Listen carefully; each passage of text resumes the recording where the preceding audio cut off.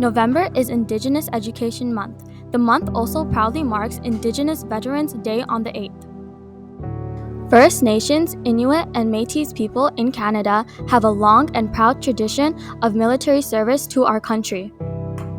They had to learn a new language, adapt to cultural differences, and travel far distances in order to enlist. Many Indigenous war veterans didn't receive equal treatment compared to other Canadian veterans. We roamed the halls asking Leacock students about how much they know about Indigenous veterans and what Remembrance Day means to them. Hi, Stephen Leacock. This is Ms. Sotos. I'm the head of the history department here at Stephen Leacock. And I'm really excited to speak to everybody about Indigenous involvement around Veterans Day. I know Monday we're going to be doing an assembly around Veterans Day, and this year it's going to be a little different because it's going to have an Indigenous twist to it. I think acknowledging Indigenous veterans is so central towards us going towards our path of truth and reconciliation. We obviously have very far to go, but I think the work in acknowledging and having a Remembrance Day around the contribution of Indigenous veterans is so important in helping us to understand the truths of what happened in the past and moving forward, have a more decolonized future.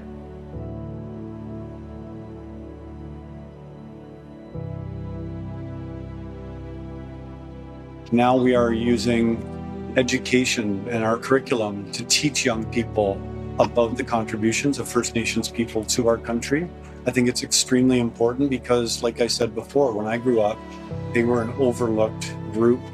And so I'm learning along with the students as well. How you can honor Indigenous veterans is we can include them more in our morning announcements, and we can be more educated about them, like in class, like our teachers can teach us more about them. Displaying more art around the school and, just more visuals, and that's it.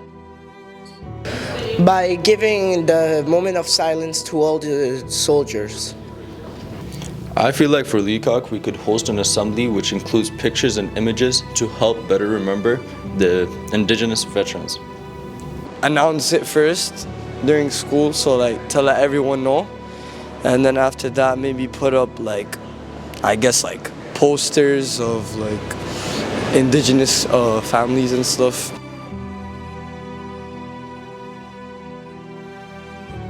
Remembrance Day has a lot of significance to me. My grandfather was in World War II, came back severely traumatized.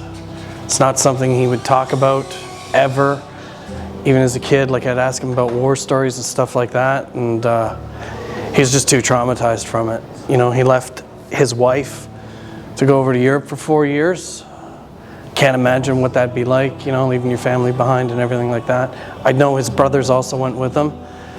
So Remembrance Day, I always choke up when I think about the sacrifice he made.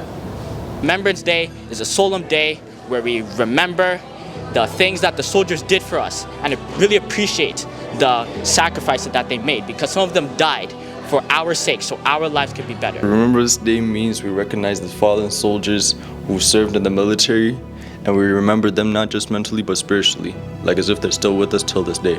I would say Remembrance Day is Canadians fighting through the wars and stuff. I'm trying to fight for our country, do their best to keep us safe. Remembrance Day is very important for many different people across the world. Of course, it's a time to remember many of the people that have fallen in battle. Many people have relatives and parents, or even brothers and sisters that have gone to war and fought bravely, valiantly, and unfortunately have passed away. Going along with that, I think Remembrance Day is the time to acknowledge all those people that have gone out to war and to understand that our society is built on these wars. We wouldn't be here without them, our school wouldn't be here without them, and we wouldn't have the morals we have today without them. Sometimes I get concerned that we think that things are a little too simple or black and white, good versus evil, when in reality people die for much more complicated reasons than that. And I wonder why it is that it's often poorer people or marginalized people that are often the largest victims of these conflicts.